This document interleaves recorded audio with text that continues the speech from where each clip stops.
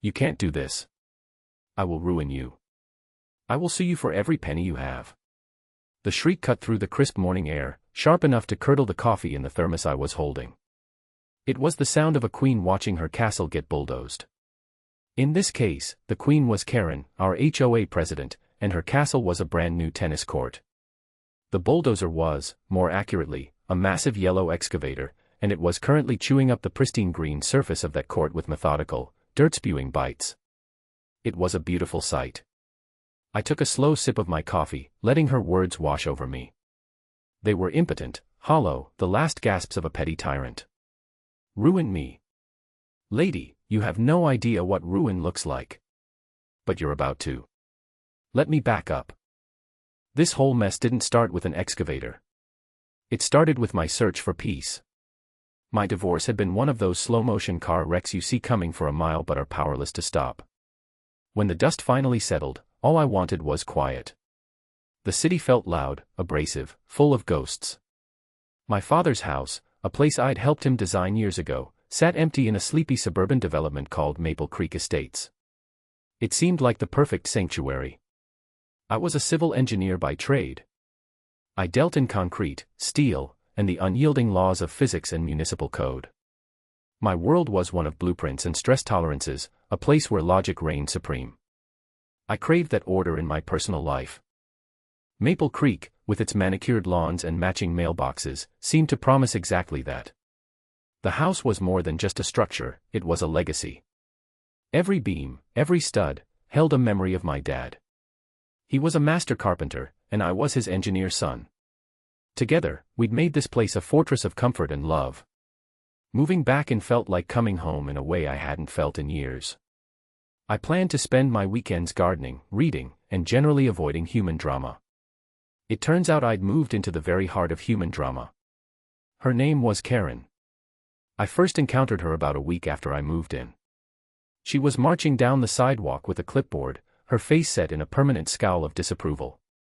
She stopped at the edge of my lawn, her eyes narrowing at my prize-winning rose bushes, which had the audacity to spill a few inches over the pristine concrete walkway. "These are a violation," she announced, without so much as a hello. Her voice was flat, devoid of warmth, like a computerized announcement. I was out on the porch, enjoying the evening air. "Excuse me." Section C, Paragraph 4 of the Community Bylaws, she recited from memory. "Flora must not impede public walkways. Trim them. You have 48 hours, or you'll receive a fine." She didn't wait for a response. She just made a check mark on her clipboard and marched on to the next house, her personal kingdom of petty rules and regulations. This, I would soon learn, was Karen's entire personality. She was the president, treasurer, and secretary of the Maple Creek Homeowners Association, a position she wielded with the absolute authority of a tin-pot dictator. The community itself was a strange beast. On the surface, it was idyllic. Kids rode bikes in the street, neighbors waved, and the lawns were impossibly green. But underneath it all was a current of fear, and it all flowed from Karen. She had a network of spies, mostly bored retirees who would report a trash can left out an hour too long or a car parked slightly askew. She ruled by intimidation, levying fines with a glee that was genuinely unsettling. I trimmed the roses. I wasn't looking for trouble. I just wanted to be left alone. I paid my HOA dues on time, kept my lawn immaculate, and brought my trash cans in the second the truck pulled away. I was the model citizen, a ghost in the suburban machine. I thought if I was invisible, she would leave me be. I was wrong. My invisibility just made me a blank canvas onto which she could project her next grand vision. The announcement came in the monthly HOA newsletter, a smug, self-congratulatory document written and designed by Karen herself. Tucked between a passive-aggressive reminder about pet waste and a photo of her winning Garden of the Month for the third time in a row was the big news: Community Enhancement Project, new tennis court. The newsletter detailed the plan to build a state-of-the-art tennis court in the common area behind the houses on my side of the street. It was all about fostering community and providing healthy recreational opportunities for our children. It was accompanied by a cheap-looking architectural rendering of smiling families playing tennis under a benevolent sun. My stomach dropped. I knew that common area. I knew it intimately.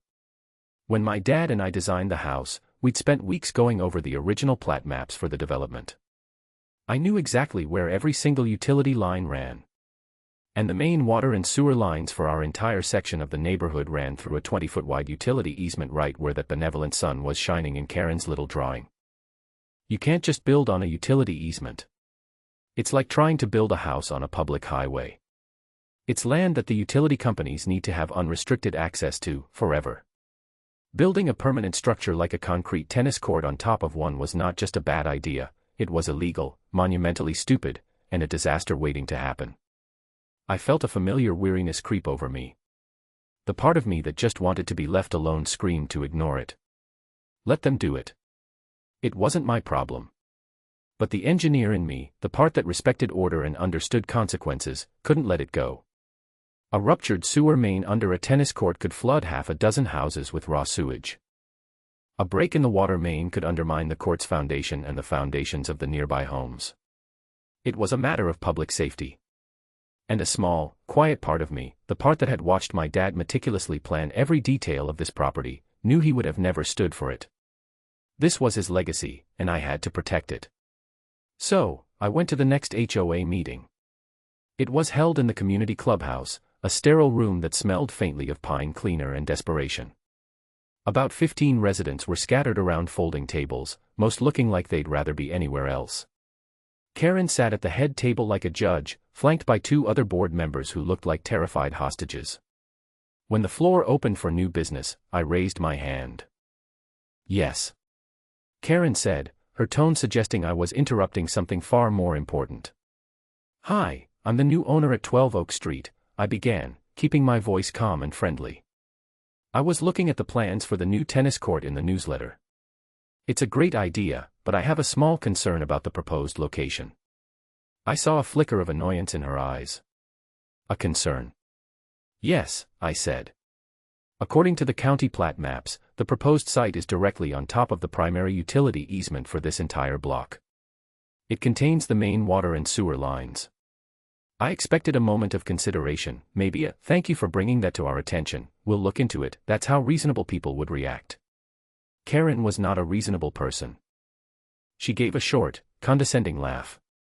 "Thank you for your input," she said, the words dripping with sarcasm. "But I can assure you, the board has done its due diligence. The location is perfectly fine." With all due respect, I pressed, it's not a matter of opinion. It's a legal designation. You can't build a permanent structure on a utility easement. The county would never approve it. Her smile tightened, cracking at the edges like cheap concrete. We have our own architects and our own contractors. They've assured us there's no issue. This project is moving forward. It's for the children. Ah, the classic, for the children defense. The last refuge of a scoundrel. I'm a civil engineer, I said, hoping my professional background would add some weight. I've reviewed the maps myself. I'd be happy to show you. That won't be necessary, she cut me off. Your professional opinion is noted. Now, if there's no other real business. She dismissed me with a wave of her hand. I sat back down, a cold knot forming in my stomach. A few of the other residents shot me sympathetic glances, but no one spoke up. They were all too afraid of ending up on Karen's clipboard. I had tried to be reasonable. I had tried to be a good neighbor. I had tried to prevent a problem for the entire community. And I had been publicly, condescendingly, shut down. The engineer in me was offended. The son in me was angry. And the part of me that had just wanted to be left alone realized, with a sinking feeling, that peace was no longer an option. The next Monday, a survey crew was out back, driving stakes into the ground. They were right where I knew they would be, marking the 4 corners of the future court squarely inside the easement. The project was proceeding, just as she'd promised. My first instinct was to go out there and argue, to show them the maps, to reason with them. But I knew it was pointless. The crew was just following orders. The real problem was Karen. Reasoning with her was like reasoning with a brick wall, except a brick wall doesn't fine you for having the wrong shade of beige on your shutters. So I switched from my friendly neighbor persona to my professional engineer persona. I drafted a formal letter to the HOA board. I cited the specific county codes being violated, included copies of the official plat maps with the easement clearly marked, and detailed the potential consequences of building on the site. I explained the liability issues, the safety risks, and the near certainty that the utility company would eventually require the structure to be demolished at the HOA's expense. It was a clear, concise, and irrefutable document. I sent it via certified mail, return receipt requested. There would be a legal record that they had been warned. The response came not in a letter, but in a thin white envelope stuck to my front door a few days later. It was an official HOA violation notice. The fine was for $50. The reason? Unapproved mailbox color. I stared at it in disbelief. My mailbox was the same one that had been there for 20 years. It was a standard, black, post office approved model. It had never been an issue until now. This was her answer. It was a message. You challenge me, I come after you. A week later, another envelope appeared. Another $50 fine. This time, my lawn was allegedly a quarter of an inch too high. I measured it. It wasn't. The harassment was systematic. A notice for a visible water hose, a warning about a small crack in the driveway concrete that had been there since the Clinton administration. It was a death by 1,000 paper cuts, a deliberate campaign to make my life miserable until I either gave up and shut up, or packed up and left. I paid the fines. It wasn't about the money. I was documenting everything. Every notice, every check I wrote, went into a growing file I labeled the Karen Project. This was no longer just about an easement. It was about a bully who had mistaken my desire for peace for weakness. Then, the digging started. I heard the roar of heavy machinery one morning and looked out my kitchen window. A backhoe was sitting in the common area, its metal claw poised to tear into the earth. This was it. The point of no return. I grabbed my copy of the plat map, walked out the back door, and approached the construction foreman. He was a big guy with a sunburnt neck and a weary expression. "Morning," I said, holding up the map. "I think there might be a mistake. You guys are about to dig right through the main sewer line."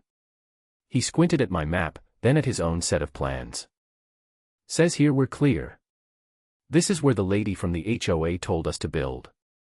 "The lady from the HOA is mistaken," I said calmly. "This is a legally protected utility easement. You need to stop work until you can verify this with the county." Right on cue, a car screeched to a halt on the street. Karen got out, her face a thundercloud. "What is going on here?" she demanded, marching toward us. "Why aren't you working?" The foreman gestured toward me. "This fella says we're on a utility easement." Karen turned her gaze on me, and the venom in her eyes could have curdled milk. "I have told you," she hissed, her voice low and dangerous, "to stay out of this. This is HOA property. You are trespassing." "This is a public common area, Karen," I replied, my own voice staying level. "And I'm trying to prevent you from causing a major environmental and financial catastrophe for this entire neighborhood." That's when she exploded. The mask of controlled suburban tyranny fell away, revealing the shrieking, irrational rage beneath. "You sad, lonely little man," she screamed, her voice echoing across the manicured lawns. A few neighbors peeked out their windows. "You just can't stand to see anyone else happy, can you? You have to ruin things for the children. For the whole community. This is my project, and you will not interfere." She jabbed a finger in my face. "Get off this property now, or I will call the police and have you arrested for harassment and trespassing." I looked from her contorted face to the nervous foreman, to the curious neighbors watching the free morning soap opera. I had been calm. I had been logical. I had presented facts. And in return, I was being publicly humiliated and threatened. Something inside me snapped. It wasn't a loud, angry snap. It was a quiet, cold, and precise one. The engineer in my brain took over, shutting down all the emotional circuits. The desire for peace was gone, vaporized. In its place was a cold, hard, and calculating desire for justice. No, not just justice. Poetic justice. I gave her a small, tight smile. "Fine," I said softly. "You want to build your tennis court, Karen? Go ahead." I turned and walked back to my house, her confused sputtering fading behind me. She thought she had won. She thought she had intimidated me into submission. She had no idea that she had just declared war on a man who designed things for a living. And I was about to design her downfall. That evening, I didn't mope. I didn't rage. I worked. I cleared off the big drafting table my father had built in the spare bedroom, the one we'd used to design the house. I pulled out my old textbooks on municipal engineering, contract law, and soil mechanics. I opened my laptop and delved into the rabbit hole of the county's public records database. This was my element. In a world of irrational people, I found solace in the cold, hard logic of data. I started with the HOA itself. I downloaded the articles of incorporation, the bylaws, the meeting minutes for the last 5 years. I read every single line, highlighting every ambiguity, every procedural requirement she had likely ignored. Then I cross-referenced the tennis court project. I looked for permits. There were none. No grading permit, no building permit, nothing. A project of this scale absolutely required them. Strike one. I called an old colleague, Frank, who had retired from his job as a city building inspector. He was a gruff, no-nonsense guy who knew every loophole and shortcut in the bureaucratic maze. He hated bullies and people who thought the rules didn't apply to them. He was the perfect ally. "Frank," I said, "I've got a situation." I explained the whole sordid affair. I could hear him chuckling on the other end of the line. "Oh, you've got yourself a classic tin pot dictator. They're the worst. They think a 3-ring binder of bylaws makes them God. What do you need?" "I need to know every possible violation they're committing. Environmental, zoning, construction, you name it." "Son," he said, his voice full of glee, "you've called the right guy. Let's go fishing." Over the next week, while the construction crew noisily graded the land behind my house, Frank and I dug. We found that the common area was zoned specifically for non-permanent recreational use, like a picnic area or a garden. A poured concrete tennis court was a permanent structure. Strike two. We discovered that any construction affecting drainage patterns required an environmental impact review. They hadn't filed for one. Strike three. But the grand slam, the discovery that turned this from a simple case of code violations into something much more serious, came when I looked into the construction company. A little sign had been posted at the end of the street, K&B Contracting. It sounded generic enough. But a search of the state's business registry told me the two principals were named Kyle and Brian. A quick social media search turned up Kyle's profile. His last name was Miller. A little more digging, and I found his sister's profile. Her name was Karen Miller. Our Karen. K&B Contracting was owned by her brother and brother-in-law. My heart started beating a little faster. This was no longer just about ego and stupidity. This was about money. The HOA bylaws were crystal clear: any project over $5,000 required a minimum of 3 competitive bids. The meeting minutes showed the tennis court project was approved at a cost of $75,000. There was no mention of any other bids. Just a single motion to award the contract to K&B Contracting. This was a classic kickback scheme, small scale but blatantly illegal. She was using the residents' money to enrich her own family, all under the guise of being for the children. I sat back in my chair, a slow smile spreading across my face. The file on my desk was no longer the Karen Project, I renamed it Project Grand Slam. The plan that formed in my mind was meticulous. It wasn't enough to just stop them. It wasn't enough to expose her. I needed to let her build her monument to her own arrogance, to let her pour every ounce of her ego and every dollar of the HOA's money into it. I needed her to stand on her completed masterpiece, beaming with pride, right before I brought the whole thing crashing down around her. The first phase of the plan was simple: do nothing.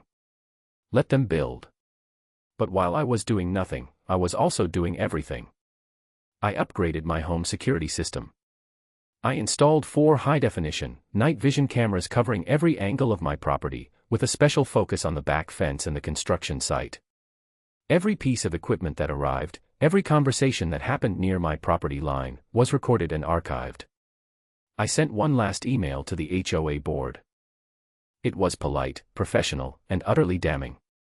I reiterated all my previous points about the easement and the code violations. I attached all the relevant documents. I ended it by stating, "Please consider this my final formal notice. Any and all damages or liabilities resulting from this project will be the sole responsibility of the HOA board." I copied the county planning department and the regional water authority. It was my checkmate move in the paper trail war. They could no longer claim they weren't warned. They were now proceeding with what the law called willful negligence. As expected, I received no reply. So I watched. I watched them pour the concrete, a massive slab of gray that baked in the summer sun. I watched them erect the 10-foot-high chain-link fences. I watched them roll on the special green sealant, paint the perfect white lines, and install the gleaming new net. They even installed stadium-style lighting for night games. It was, I had to admit, a very nice tennis court. It was also the most expensive, illegally built, and strategically important pile of concrete and steel I had ever seen. Karen was insufferable during this period. She would parade around the construction site like a conquering general. She'd make a point of standing near my property line, talking loudly on her phone about how wonderful the court was going to be and how one negative person had tried to stop progress but had failed. I just smiled and waved from my kitchen window. Let her have her moment. The higher she climbed, the farther she would have to fall. The final piece of her glorious vision was announced in the next HOA newsletter, the first annual Maple Creek Charity Tennis Tournament. It was going to be the social event of the year. There would be a ribbon-cutting ceremony. The mayor was scheduled to attend. A local news station was going to cover it. It was, in short, the perfect stage. The tournament was scheduled for a Saturday. My plan went into motion the Monday before. My first stop was the county utility department. I walked in with a portfolio of documents, the original plat maps, the photos of the construction, and a formal application for an emergency excavation permit. The clerk looked at my application. Emergency excavation. What's the emergency? I put on my most concerned civil engineer face. I have reason to believe, I said, my voice grave, that the weight and vibration from the recent heavy construction over the primary utility easement may have compromised the integrity of the 30-inch sewer main. A potential failure is imminent. Was I certain of this? No. Was it plausible? Absolutely. A city engineer would have to take a claim like that seriously. The potential liability for the county if they ignored it and a sewer main actually did break was enormous. I can't inspect the line to confirm without access, I continued, and as you can see, a permanent concrete structure is currently blocking that access, in violation of County Code 1138B. The clerk's eyes widened slightly. He called over his supervisor. The supervisor looked at my documents, looked at the code I cited, and then looked at me. He saw my professional engineer's stamp on the application.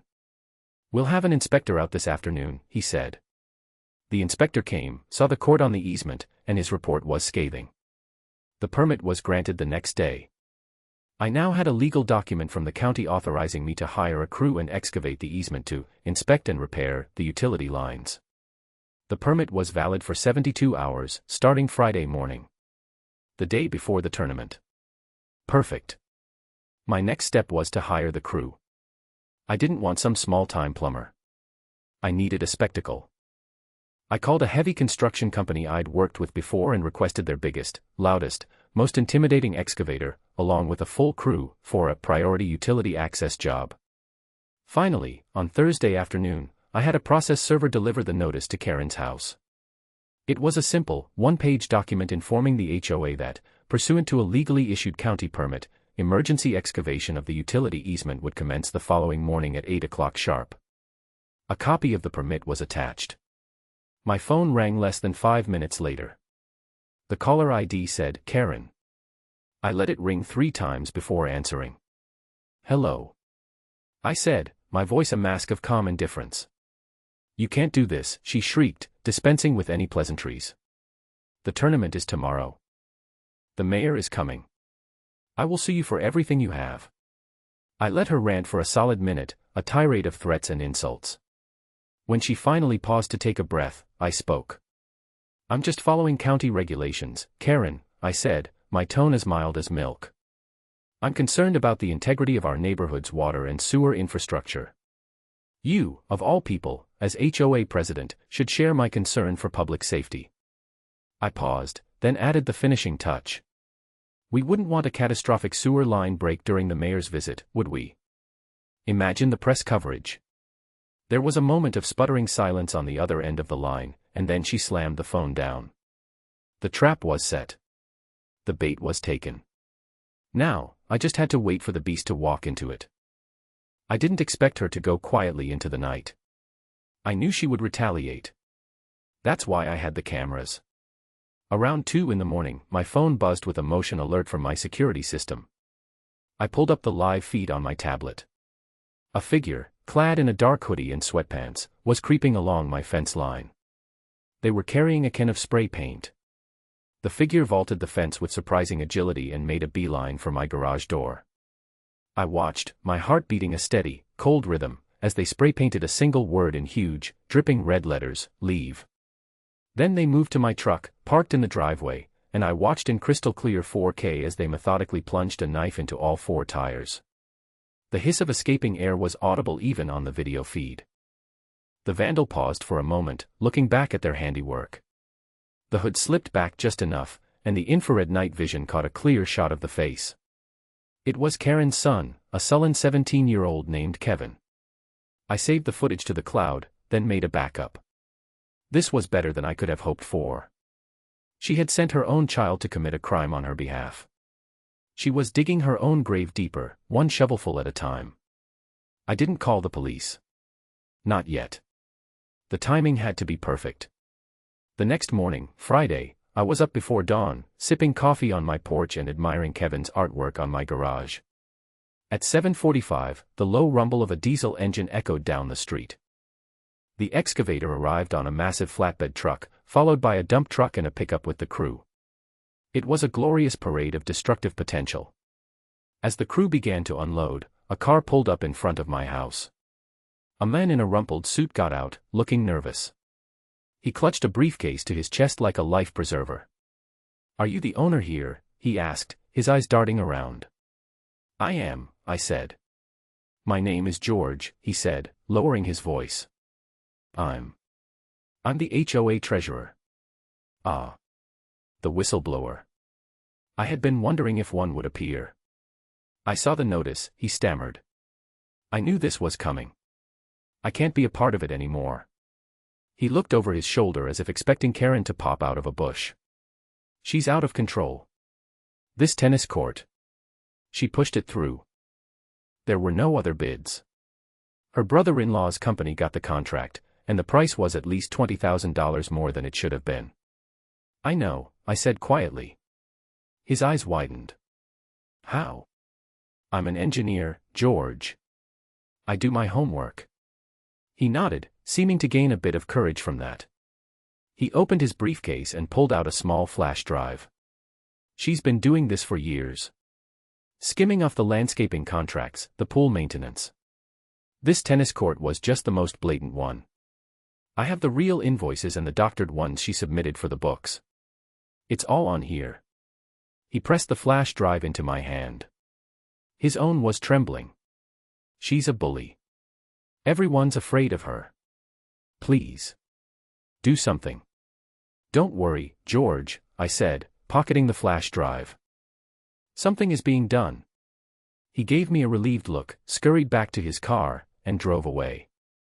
The flash drive was the final piece of the puzzle. The smoking gun.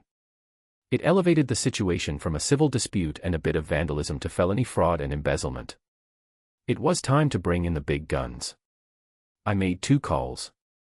The first was to my friend Frank, the retired inspector. "Frank, it's go time. I have proof of financial crimes. Who do we talk to?" Frank gave me the name and number of a detective in the county's economic crimes unit. He told me he'd make a call ahead to grease the wheels. My second call was to the non-emergency line of the local police department. I calmly reported the vandalism to my property that had occurred overnight. I mentioned that I had clear video footage of the perpetrator. I requested that an officer be dispatched to take a report. "When would be a good time, sir?" the dispatcher asked. I glanced at the excavator, now idling ominously at the edge of the beautiful new tennis court. "How about tomorrow morning?" I said. Say, 9 o'clock. Things might be a little busy around here then. The stage was set. The actors were in place. The curtain was about to rise on the final act. Saturday morning dawned bright and beautiful, a perfect day for a tennis tournament. Or an excavation. I sat on my back porch, a fresh thermos of coffee in hand, and watched the show begin. By 8:30, the first guests started to arrive. They were decked out in their whitest whites, carrying expensive tennis rackets and exuding an air of suburban superiority. They strolled toward the new court, their cheerful chatter slowly dying as they took in the scene. There, parked in the middle of center court, was the enormous yellow excavator, its bucket resting on the net like a predator guarding its kill. The crew was milling about, drinking coffee, waiting for the signal. My signal. At 8:55, a black town car pulled up. The mayor. Karen, dressed in a ridiculously frilly white tennis dress, rushed over to greet him, her smile plastered on so tightly it looked painful. I could see her gesturing wildly, trying to explain away the mechanical elephant in the room. At precisely 9 o'clock, a local news van arrived. Karen had, in her hubris, invited them to cover her grand triumph. They were about to get a much better story than they had bargained for.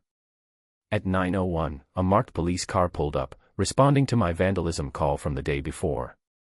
The officer, a young, serious-looking woman, got out and walked toward my house.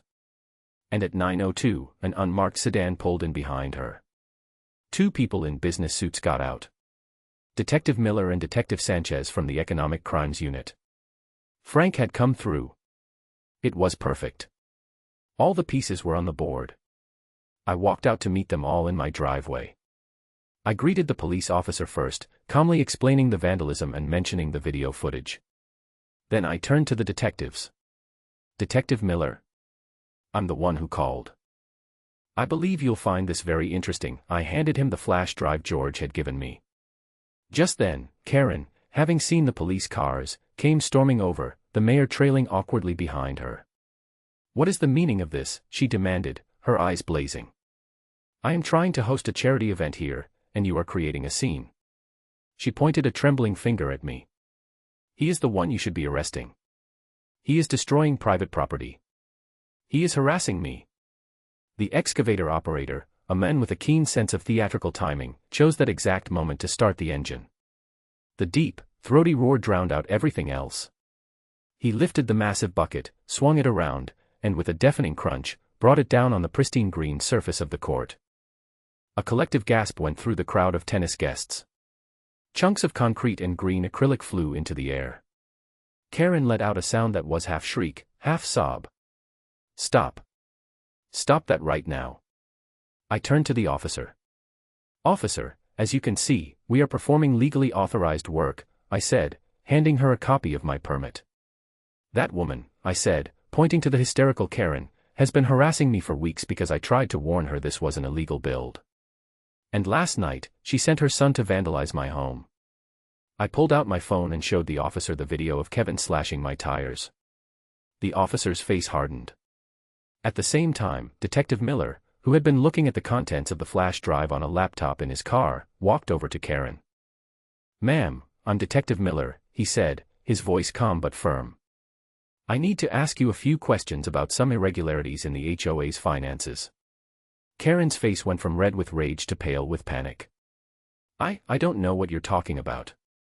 This is all his fault, she shrieked, pointing at me again. He forged those documents. He's a liar. He's trying to ruin me because he's a miserable old man who hates children. It was a spectacular meltdown. She was unraveling in front of the mayor, her neighbors, and the rolling cameras of the local news crew. Ma'am, we have invoices here showing payments to K&B Contracting that were significantly inflated from the originals, the detective continued, his voice cutting through her tirade. We also have evidence that you failed to secure competitive bids for a major project, a project you awarded to a company owned by your own family. That's called embezzlement. The word hung in the air, heavy and undeniable. Karen just stared at him, her mouth opening and closing like a fish. The fight drained out of her, replaced by a dawning, horrified understanding of her situation. She had been so certain of her own power, so sure that the rules didn't apply to her, that she had never even considered the possibility of being held accountable. The excavator took another bite out of the court, the sound of grinding metal and shattering concrete echoing her downfall.